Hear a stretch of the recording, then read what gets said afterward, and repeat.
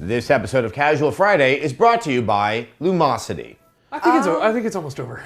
You think it's almost over? Yeah. Okay. We're gonna move on to more ratchet culture. Yeah. Ratchet? Mm-hmm. Like, and Clank? No.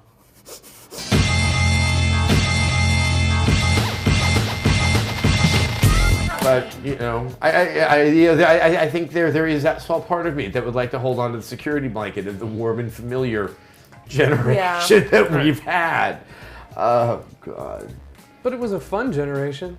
It was. It was. And you know, I know the entire world thinks that I hate Sony, but I have like very, very fond memories of Sony in this. Well, not at the very beginning with like Lair and Lair. Lair was fantastic. It was a fantastic demonstration of the system's capabilities and the 6-axis controller, how it worked so perfectly.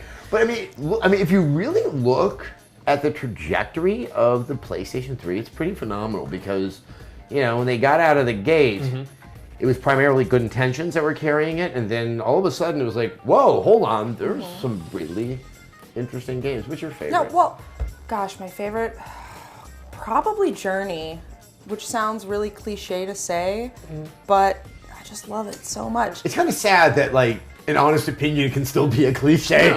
I mean, it's true, but... No, well, that's totally true, because Journey's great, but even before that, I was a huge fan of Flower. Like, I would show that to people who never played video games and be like, no, try this.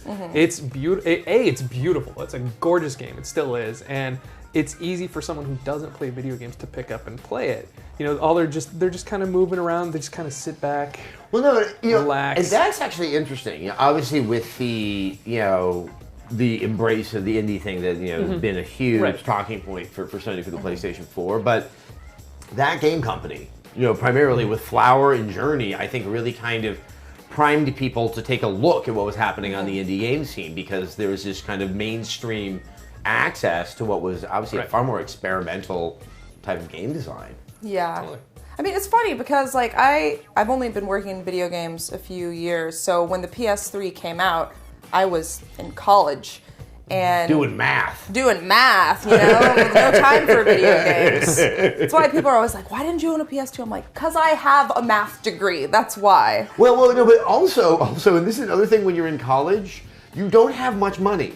Exactly, so I was poor. My parents didn't pay for shit. Or booze. Yeah. And guess what? One of them made me feel more confident with the ladies. And it wasn't cold games. I actually I had a weird college experience. I got lucky because our college would always sponsor a kegger every Thursday night. Still do. Cal Arts.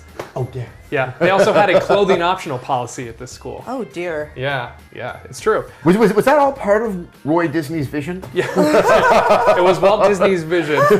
I want a clothing optional school, school-sponsored keggers every night, and my head frozen in the basement.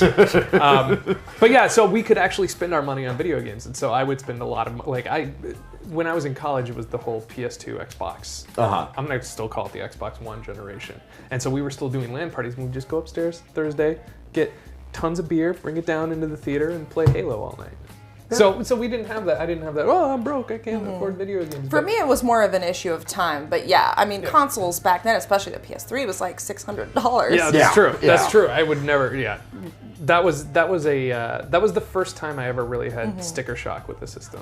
Oh, yeah. I mean, once again, going back to sort of how things have changed so much for Sony, I will never forget sitting in the press conference when the price was announced, and it was like everyone sucked the oxygen out of the room. You heard the gasps. And then I can't remember who it was. It was probably Kaz, I think, who announced it, and then tried to pivot with the free Blu-ray of Talladega Nights included within. Which I still have. I still have that free Blu-ray. That was kind of a fascinating moment. But I was definitely on the bandwagon, seeing some issues with Sony at the time. But then things started to change, and I think the big transition for me is putting in Uncharted 2.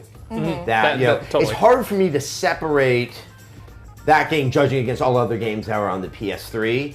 But not really knowing what was on that disc. That's sometimes the fun part about reviewing. It's like you're the first one in there, and so you're kind of primed with your zero-level reading. And I put it in, and that's when I came up with my theory, the underwear effect. where I woke up on that Saturday morning, I started playing it on a Friday, and I tiptoed over my wife to get into that, because I didn't want to wake her up and be distracted from what I had to do, which was to play more of this absolutely amazing game. Well, and the expectations, too, for that game weren't as high as they were for something like Uncharted 3, because Uncharted 1 was an okay game. It wasn't great. It had the strong character, it had this great cutscenes, but yeah. But Uncharted 2 just, right from the first scene on the train, it just kind of kicked you in the face and said, no, we're completely different now. We know what we're doing. And another game that I really liked on PlayStation 3, this kind of an oddball choice, was 3D Dot Game Heroes. Did you guys ever play that? It was awesome. It was this awesome, it was a throwback to Zelda, but it was all blocky 3D sprites. So basically they took Zelda and kind of moved it so you can actually see what it would look like if they were 3D characters. I spent a lot of time recreating. Did that predate Minecraft? It was about this. No, Minecraft came before it. Okay. Yeah, Minecraft came way before this. But I spent a lot of time recreating Link, like the Link sprite from Zelda, so I could play the game like it was Zelda. And it was totally, it was very self-aware that it was a Zelda clone, and there were nods to it. It was a very, very fun game that a lot of people didn't get to play. But did you have a 360 and a PS3? Oh yeah. So it was the exclusives that made you buy a PS3? No, I am one of those people. I'm an early adopter for every system, so I will just.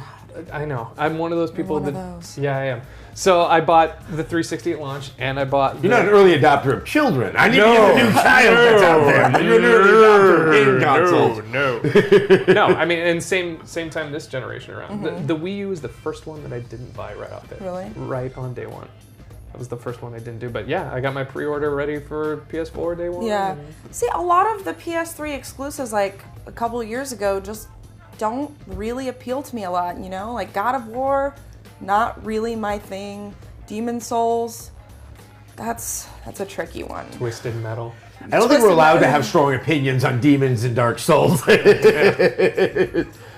I mean, the thing that I really attach to, because I've always liked God of War, except for Ascension, but it was the willingness of Sony to invest in stuff that clearly did not say, hey, you're going to make money on this. A case in point is Heavy Rain. I do not think that's an incredible game, but I just like the idea. It's an experiment. I'm really glad that someone tried to do that. Yeah. Little Big Planet.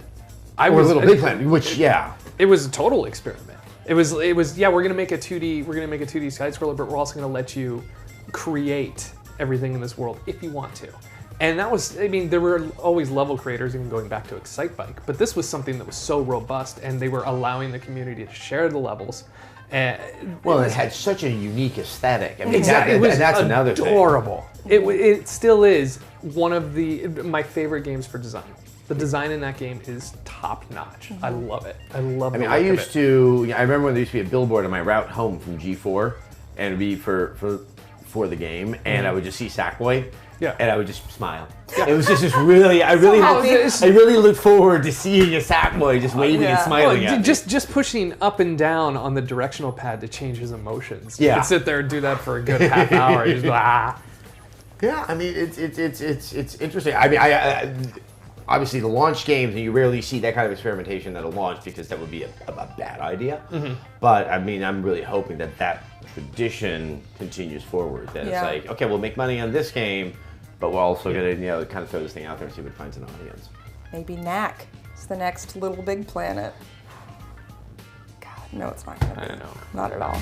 Let's take a moment to thank our sponsor, Lumosity. Lumosity makes brain training easy with fun and games based on neuroscience. They can help make any brain better by enhancing memory and attention. You can build custom training programs and get stats and summaries to track your progress and see where you need to improve. Over 40 million users have already experienced Lumosity's brain training, so go try it for yourself. You can get instant access and help support Rev3 Games by signing up at lumosity.com/Rev3Games.